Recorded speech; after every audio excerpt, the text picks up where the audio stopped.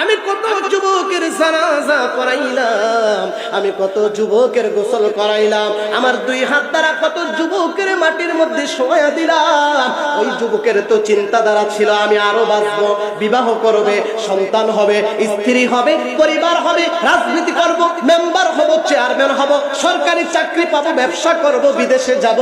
কিন্তু আমার ভাইয়েরা যুবক জানতো না আল্লাহ রাব্বুল আলামিন হায়াতের মালিক, যিনি তার হায়াত খেলা শেষ করে দিয়েছেন। যুবক থেকে বৃদ্ধ হতে পারে নাই সন্তান, যেই বাবার লাশ কাঁধে নিয়ে মাটি দিত, ওই বাবাই কিন্তু সন্তানের লাশ কাঁধের মধ্যে লইয়া মাটি দিয়ে দেয়। ঠিক কি না? কেন তুমি বুঝো না? এই দুনিয়া থাকার জায়গা নয়, রং তামাশা করার জায়গা নয়। কি সুন্দর করে কবি বলে, জগো যে লাগানে কে লিয়ে এ দুনিয়া नहीं है, इबरत की जा है तमाशा नहीं है।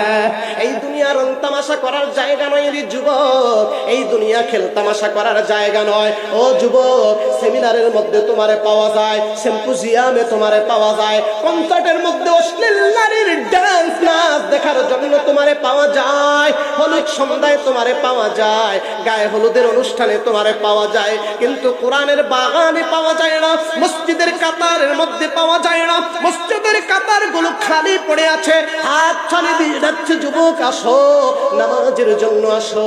তুমি নামাজে যাও নাই যুবক, মনে রাখবা, মনে রাখবা, মনে রাখবা, আমার আল্লাহ রাব্বুল আলামিন তোমার এখনো কবুল করে নাই। ঠিক কি না?